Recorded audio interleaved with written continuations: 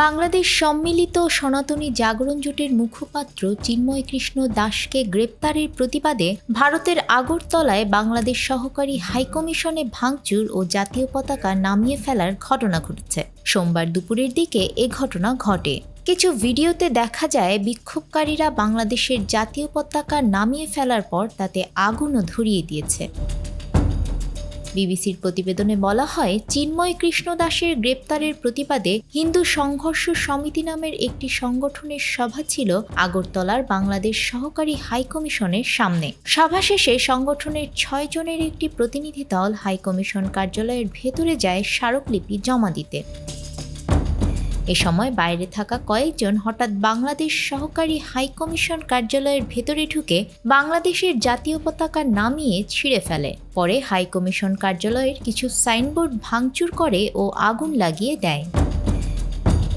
এ বিষয়ে হিন্দু সংঘর্ষ সমিতি কার্যকরী সদস্য বি.কে. রয় জানিয়েছেন, ডেপুটেশন দেওয়ার সময় বাইরে কি ঘটেছে তা তারা দেখেননি এবং তারা ডেপুটেশন দিয়ে আসার পরও কাউকে অফিসের ভেতরে দেখতে পাননি।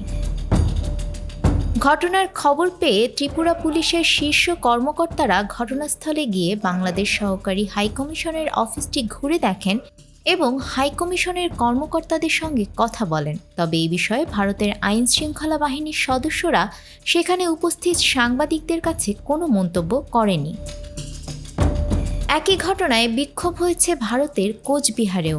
সেখানে অন্তর্বর্তীকালীন সরকারের প্রধান উপদেষ্টা অধ্যাপক ডক্টর মোহাম্মদ ইউনূসের কুশপুত্তলিকা পুড়িয়ে বিক্ষোভ দেখায় সনাতনী হিন্দু মঞ্চ। সংগঠনটির সদস্যরা বাংলাদেশ সীমান্ত লাগোয়া চ্যাংড়াবান্ধায় বিক্ষোভ মিছিল করে। এই কর্মসূচি ঘিরে কড়া নিরাপত্তা ছিল সীমান্ত এলাকায়।